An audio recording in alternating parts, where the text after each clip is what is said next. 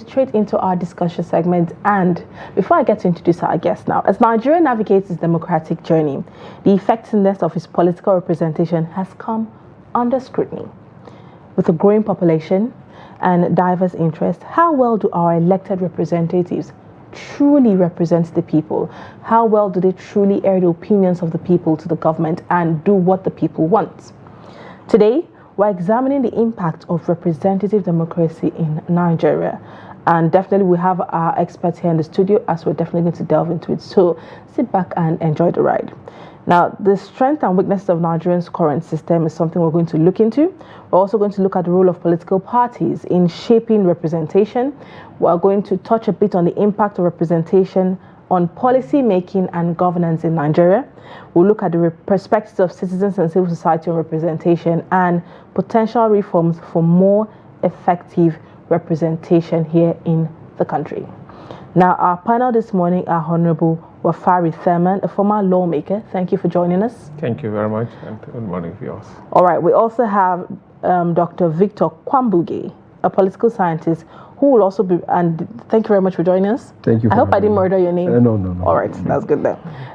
This panel session we have here would be bringing their expertise and insights to the discussion. So yes, grab your coffee, sit, and let's explore political representation and what it means to Nigerians. Well, I'm going to start with you, Victor.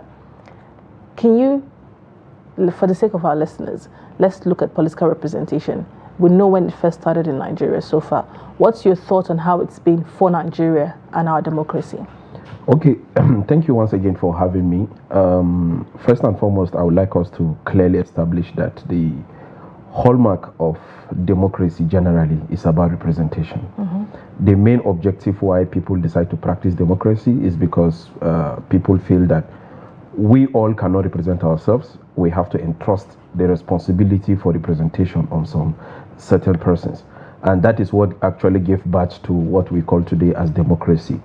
Within the Nigerian context, yes, you find in Section 4, Section 5, Section 6 of the Nigerian Constitution where the three arms of government are clearly established, with specific reference to Section 4 that clearly established the powers of the legislature with the sole responsibility of representing the people at different chambers of the parliament, be it at the National Assembly, talking about the Senate or the House of Representatives, or even at the state houses of assembly. So these people are actually saddled with the responsibility to represent the vast majority of the people in their respective constituencies or senatorial district. So we can see that the journey for representative democracy actually started in Nigeria, even right from the colonial period, where the colonial masters actually shielded part of the representative responsibility to some of the people. And when we attained independence, we started with the parliamentary system of government. Of course, you see that there are people that were entrusted with that responsibility.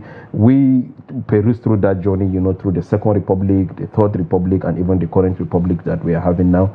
And I don't know if we should do an assessment, but generally speaking, we can say so far so good. At least we have some people that have actually stood out to represent their people qualitatively, while much is actually to be desired for some persons. All right, I like the fact that you said we have some persons. Now let's get to you, Honorable. In your experience as a lawmaker, we've seen that political representation is all about having people represent. For a country like Nigeria, we have lots of ethnic groups, we have languages, we have tribal barriers, regional barriers, ethnic groups. Would you say that political representation in Nigeria is actually working, especially for letting the voices of the people be heard from these diverse backgrounds? Okay, thank you very much. I think let me use this opportunity to at least suggest that we expand our understanding, our view of political representation beyond just the legislature. Okay. Yeah, you mentioned earlier in your intro that elected public officials. Now, let me say that we have three tiers of government, from the federal, state, and the local government. And we have three arms of government also: the legislature, the executive, and the judiciary. Now, I will want us to look at this representation all across, because, for example, in the executive, we normally exempt the executive arm from the representation and we focus more on the legislature. And that is why I'm calling on us this time to look at it beyond that, so that we can step up our bid to hold elected people accountable, not shielding the executive most especially. Now, let's look at the president, for example. Is elected by the people. It's also representing the people. In fact, the bulk of the trust is on the president. That's the number one man in terms of political structure. All right. So the same thing at the state level. We have the governors, and the local government level, we have the chairman of the local government. That's why the Constitution demands that all these positions must be filled with democratically elected officials. Now, they have their own functions, and actually it's very, very paramount that they execute their functions very well. Now, judiciary, the judicial arm, they are not elected. But if you look at the top level of the judicial system, it is also political, because to be the chief judge or to be it's also political. There is a certain color that you get into there because of some political considerations. So we need to also beam our searchlight, even on the judiciary when we're talking about representation. But I think our focus today is on the legislature as the representatives of the people. We have so many functions of the legislature, as it were. Number one, lawmaking. And commonly we say lawmaking, oversight functions, representation, consideration of treaties, and the representation will make emphasis there. But even the lawmaking process also is a representation. How do I mean? For example, if there's need for a bill to be presented before the National Assembly, there will have to be the considerations of the feelings of the people who these representatives are there for.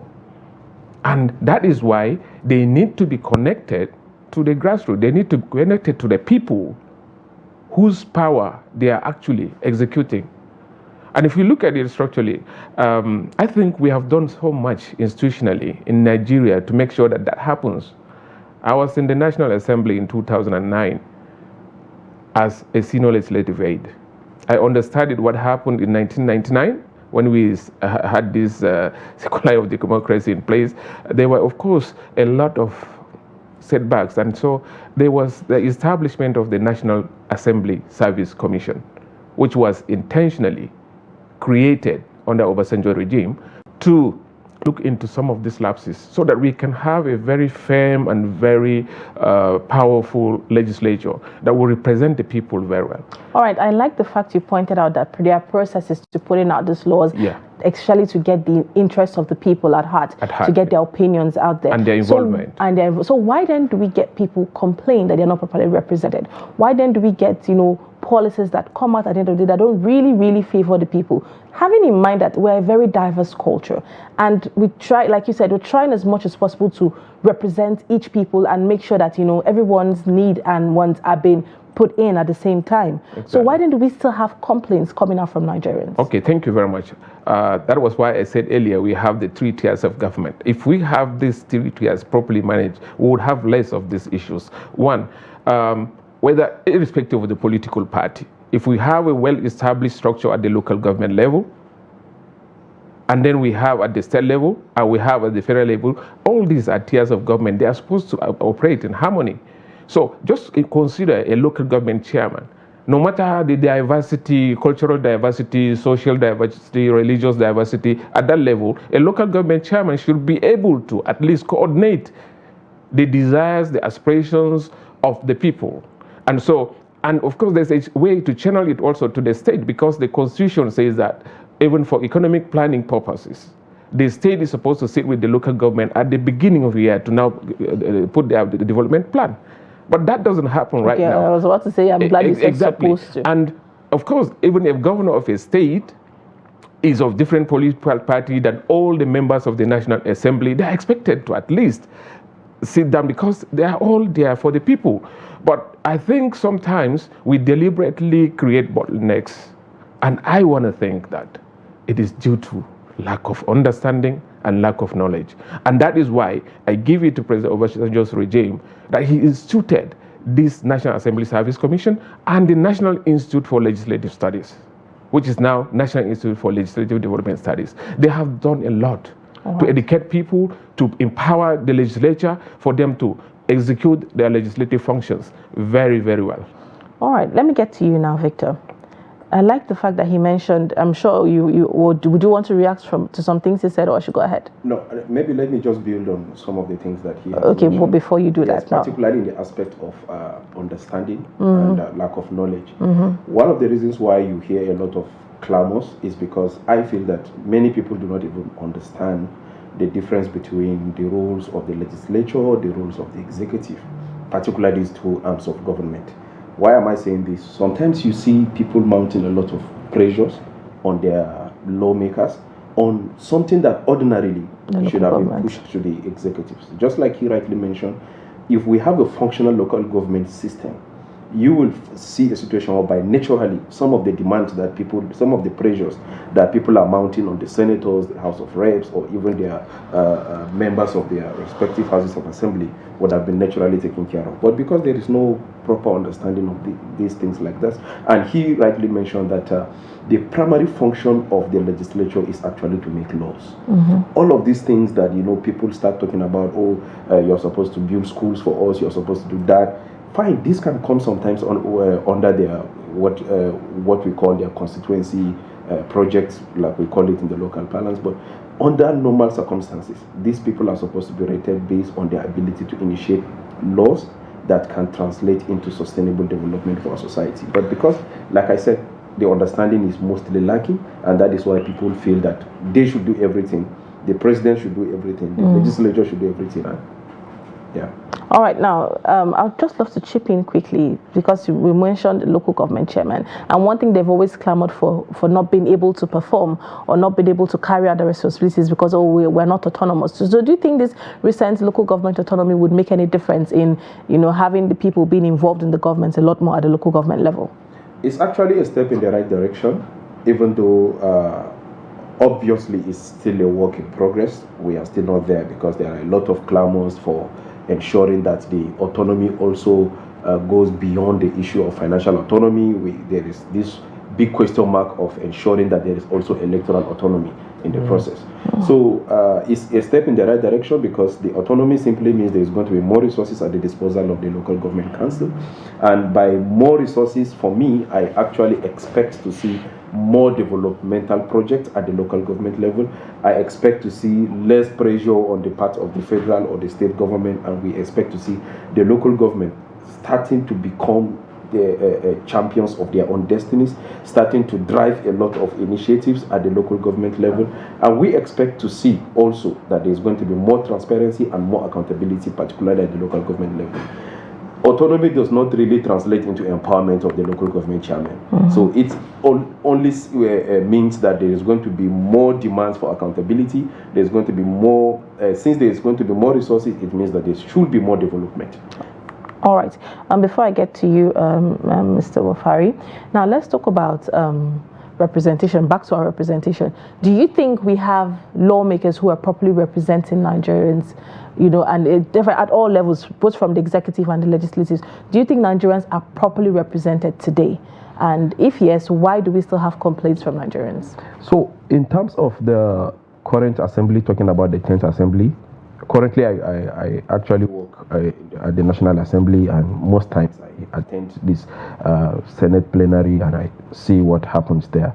And 1 year, I do not think that it's enough time for us to even make an assessment of whether or not this current assembly is actually given up. But from a distance, I can actually see that we actually have people that are experienced, even though a good number of them are actually coming for the first time.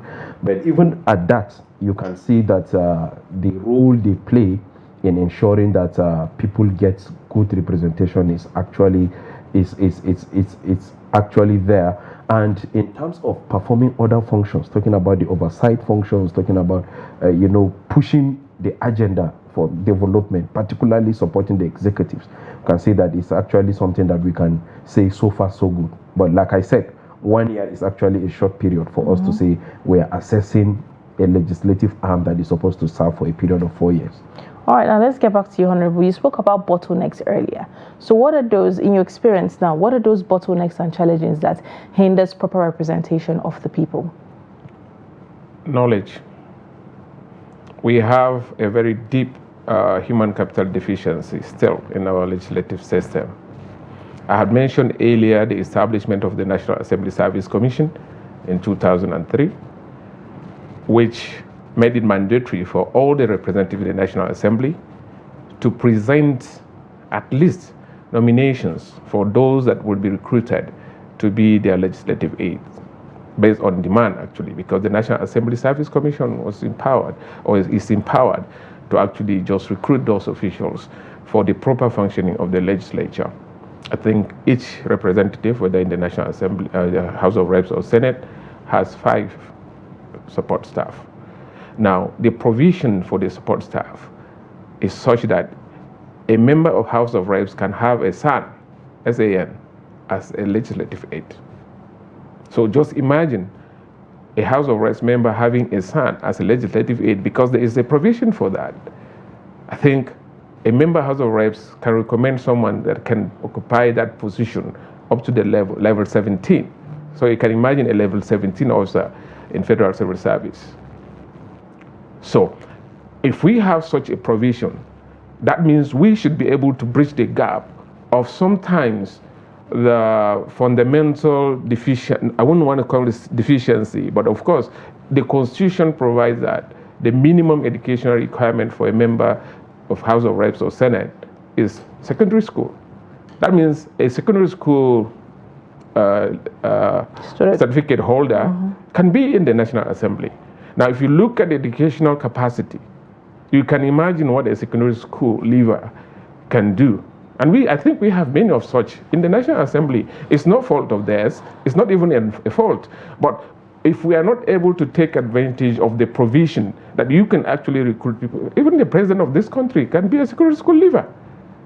But he can have professors working for him, and he can have institutions also at his disposal for him to.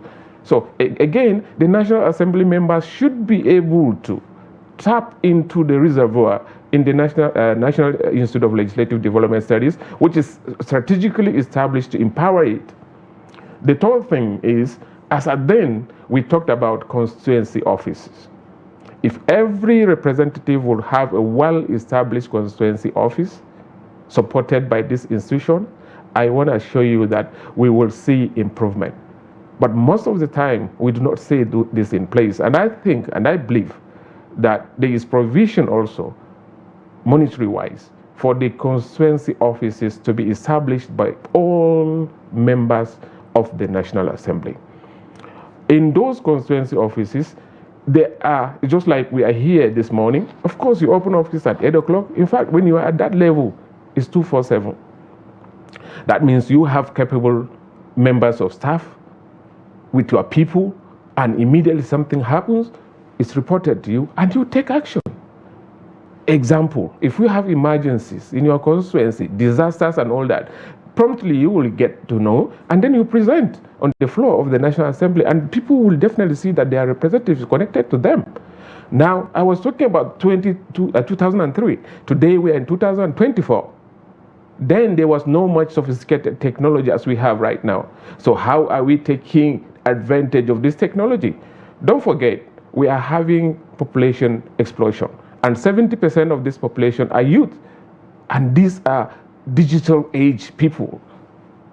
They are most of the time they are on the digital space. So how do we engage them? How are they also participating in our processes? So we can institute some functions. In fact, a legislative aid can help the representative to do a lot of things, engaging people through the social media.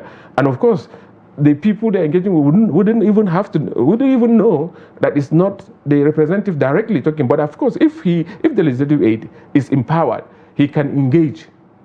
I know when I was working in the National Assembly, my boss used to tell me that if he goes into the chamber, it's just like I'm the one actually speaking. Why? Because we work in collaboration. His secretariat was functioning.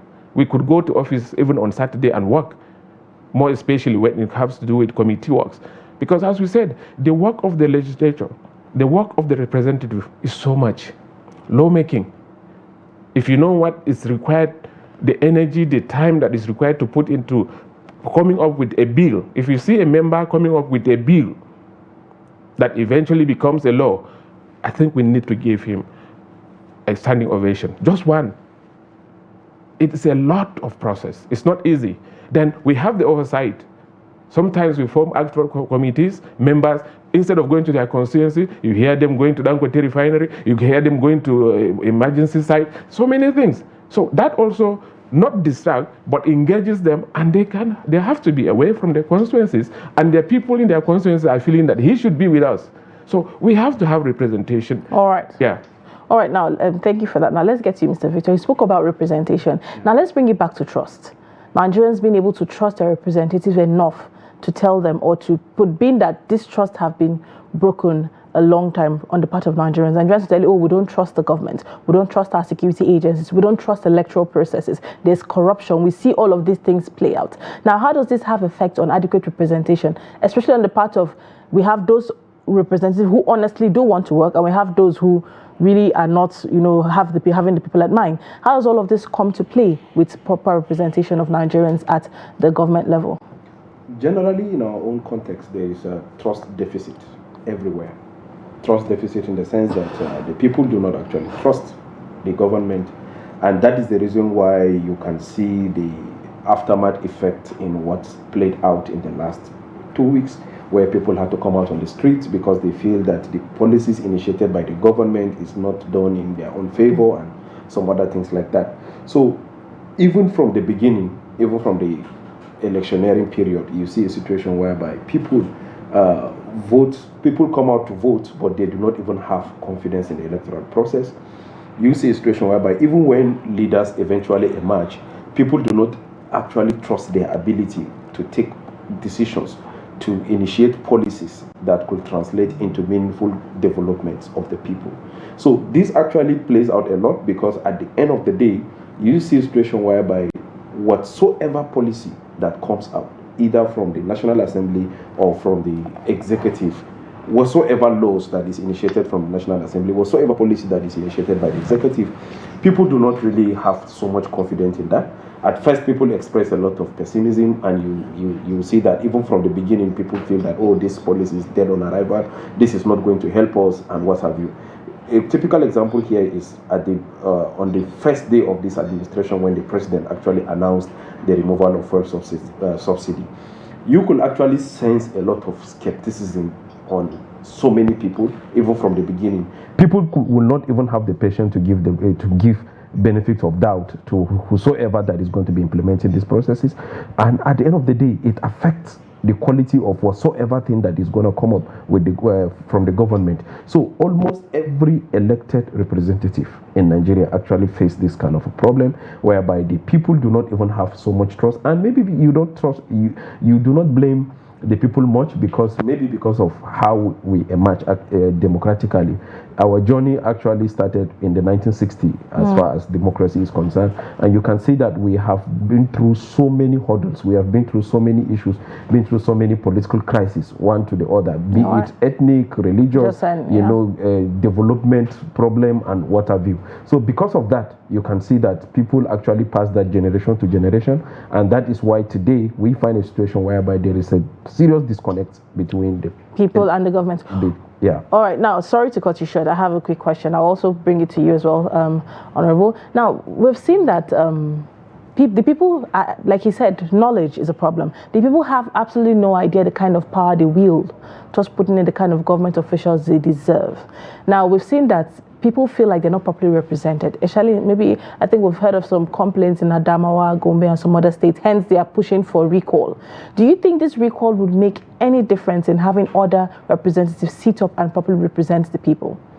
Okay, so these politics of recall that you actually mentioned is actually something that I do not have much confidence in, because most of these actions are being initiated for political reasons. I wish that maybe for for genuine reasons, actually, people come together and say, okay, we want to assess the efficacy or otherwise of our elected representative, then of course we can have a talk about it. But like in the case of Adamawa State, for example, you find a situation whereby some people actually feel that, okay, because we miss out of the electoral system or of the political system, we are no longer in office, so we can just come together to destabilize the polity. So it's not really something that I have so much confidence in the genuineness of the whole process. But at the same time, the people constitutionally, the people are actually empowered, all right, to ensure that they assess critically the effectiveness of whosoever that is representing them, either at the state level or at the national level.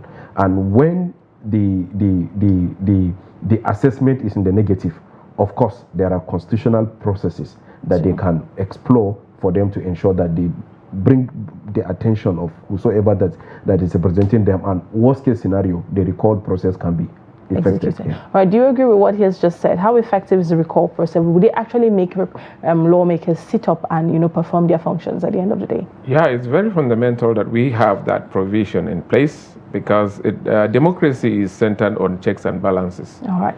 Yeah, so having it in place is a strong tool to actually induce, at least, if I have to use that word, even by force. So people will know that I'm under watch. People will know that I can be recalled. So it is not a guarantee that you're elected is going to be 4 years straight stamped. All right. So knowing that is very important. But he mentioned, he highlighted a very important point. He said people can actually use that tool for political reasons that are not toward why the intention of putting that in place. However, if that happens, if the people of a particular constituency, for political reasons, stage a recall for their representative, I want to believe that it is a very, very important opportunity for the representative to express himself and to at least silence the opposition. All right. It is very important, because when it happens with these structures that we talked about earlier, whatever it is, the people have to come forward with some accusations. And if they come up with false accusations, you show them this, of course, it gives you an opportunity to even market yourself. All right. All right. Well, no publicities, but all publicities are good publicity at the end of the day. All right. Thank you very much, gentlemen, for joining us here on the show. It's indeed been a very educative and insightful episode. It's good to have you here with us. Having said that, we've come to the end of this segment. Do not go anywhere. We're going to have our newspaper review shortly. I hope you've learned something. I hope you've learned 1 or 2 things today. We'll be right back. Don't go anywhere. God bless Nigeria.